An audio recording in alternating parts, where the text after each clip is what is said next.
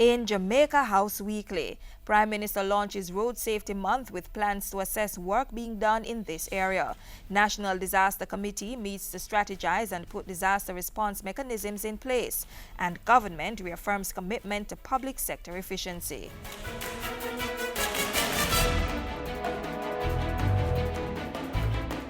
Chairman of the National Road Safety Council, Prime Minister Portia Simpson-Miller, says work is underway to assess the state of road safety on the island.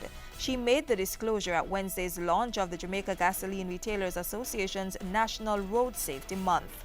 We will take some time to review the statistics.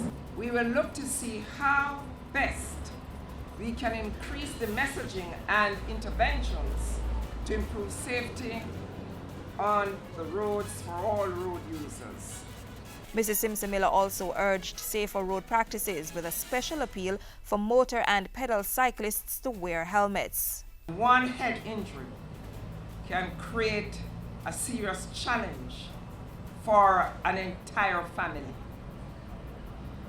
Too many pedestrians are crossing the road when it is unsafe to do so. Too many motorists continue to break the speed limit and to run the red light. Between January 1 and June 3 this year, 150 Jamaicans lost their lives due to road crashes. Wednesday afternoon saw Mrs. Simpson-Miller chairing a meeting of the National Disaster Committee. Since we cannot predict, we better be prepared. And it is in this spirit that I call the meeting, so that all of us can get together and begin to discuss and to put the necessary plans in place just in case. Mrs. Simpson-Miller received status reports and plans for 2015-2016 from major ministries, agencies and departments of government regarding disaster preparation measures being undertaken.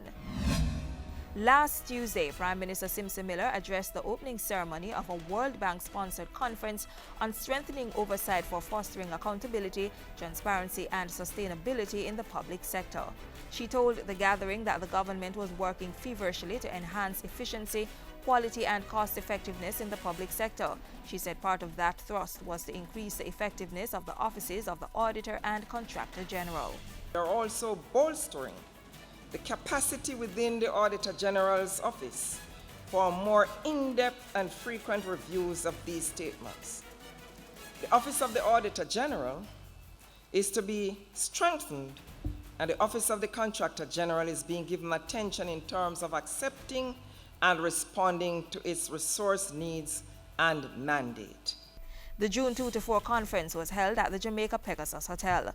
It brought together parliamentarians, experts on legislative oversight issues, supreme audit institutions, and professional accountancy bodies from Jamaica and overseas.